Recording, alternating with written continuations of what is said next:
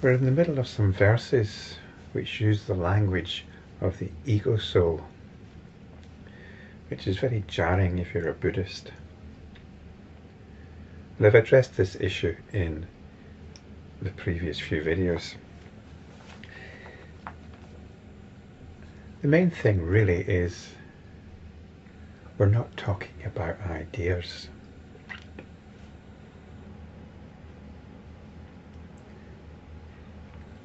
Words in this context are pointers. They're pointers to elements in our immediate experiencing.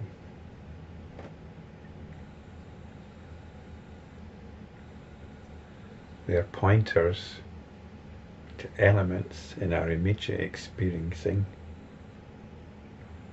which can transcend all our limited and limiting discriminations. So bearing that in mind, let's proceed. Bearing in mind that this is a practical teaching, not a doctrinal teaching. Verse 762. Trying to find permanency and emptiness in all things. The unenlightened cannot see them. So with the ego soul within the Skandhas. And this reinforces what I've just said in a way. Trying to find permanency and emptiness in all things.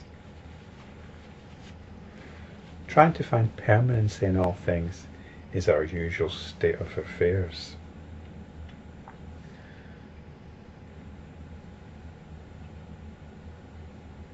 We take the world as permanent and seek to find our happiness in it. And if you realise, well, this isn't going to work, I need to look deeper into things, and you find the teachings about emptiness, and you're told that all phenomena are empty, and you think, yeah, okay, I'll go along with that, but you don't really believe it. You still behave as if there is permanency. You've just transferred your hopes from one set of ideas to another. So this is trying to find permanency and emptiness in all things. Unless you've got some direct insight, it's not going to work. The unenlightened cannot see them. And so it is with the ego soul within the Skandhas. Now the Skandhas are a teaching opposed to the notion of an ego soul. The ego soul is regarded as something permanent, something which exists birth after birth until it somehow realizes its cosmic union with the universal soul or whatever, some variant along these lines. So the Skandhas were a teaching set up to oppose this. The Skandhas, according to my old teacher, mean heaps.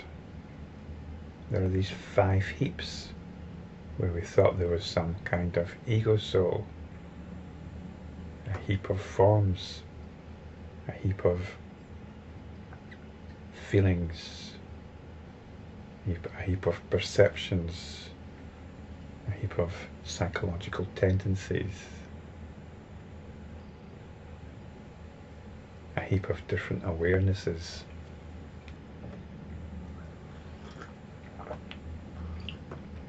That's all there is. But somehow I've never found that presentation of the teaching particularly helpful. And I suspect most people, most Buddhists, that would be, don't find it particularly helpful either, Does it really help in counteracting the notion of an ego soul?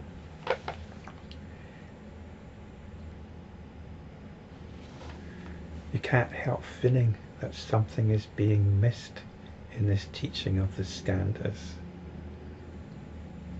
And what is being missed is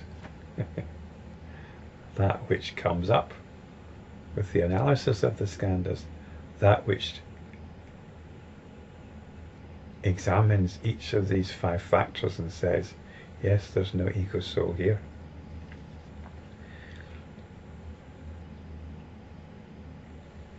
That which contemplates the Skandhas is what is referred to here as the ego soul.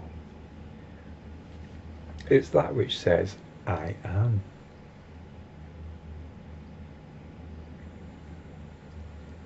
I am analysing the Skandha factors to prove there is no ego soul. It is this I am. This I am is not included in the Skandhas. Whether we should call it an ego soul or not, it's a temporary discrimination which we can use to come back to this sense of I am, this sense of being, because this is our simple awareness. When we look into this simple awareness, it is actually very simple, but it's also intensely and intimately profound.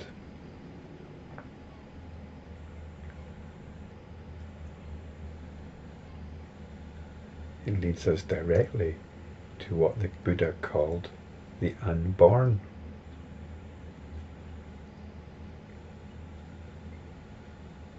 Also known as nirvana.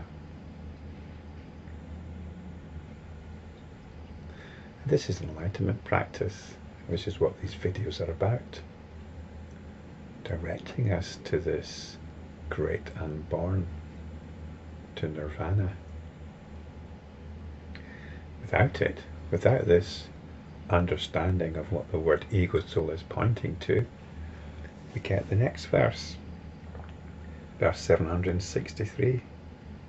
When there is no true ego soul, there are no stages, no self-mastery, no psychic faculties, no highest anointing, no excellent Samadhis.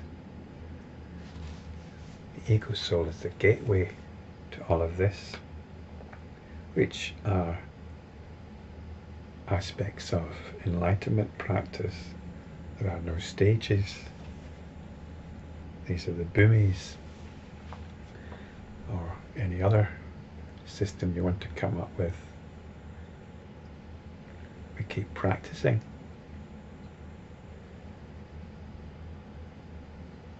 We keep looking deeper.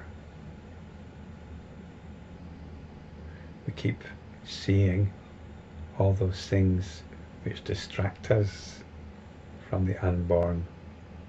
We observe these factors which shut us off from the all-embracing bliss of the unborn.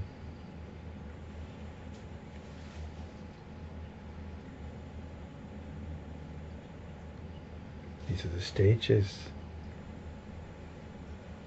which lead to self-mastery. When we see all these things which hinder us,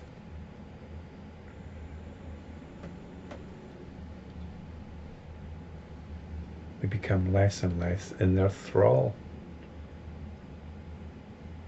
The will to enlightenment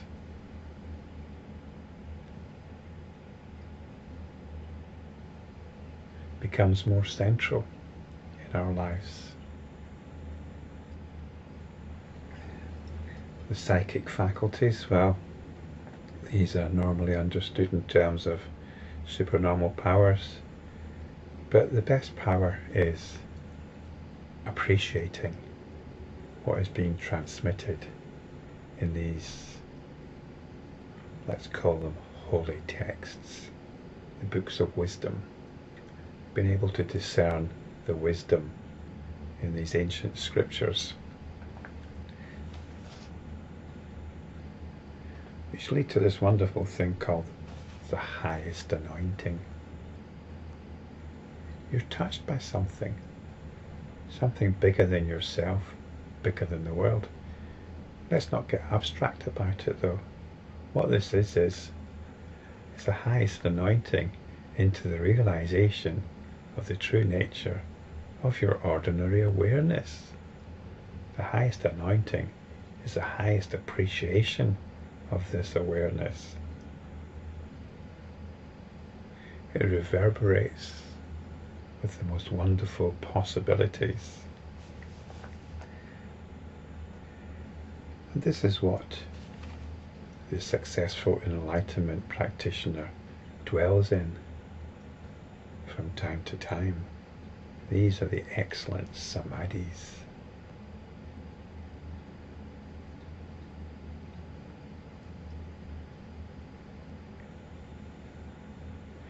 It's very wonderful to be reading these verses.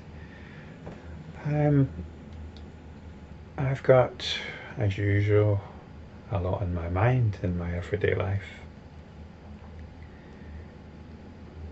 I must say, generally quite nice things, but still there are challenges. And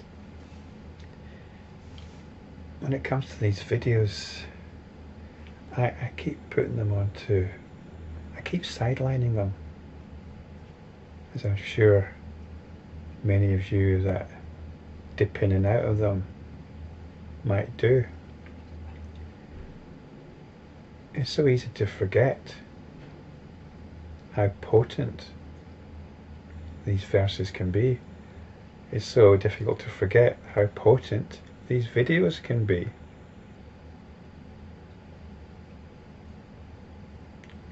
It's a bit of a shame then that they're dominated by my image and by my voice. That tends to give them a certain flavour, which I'm sure is pleasant enough, but it can tend to characterise them somewhat, which is not what they're about. They are about the potent wisdom of these verses. They're not about me, my appearance, or my voice. We must focus on these verses.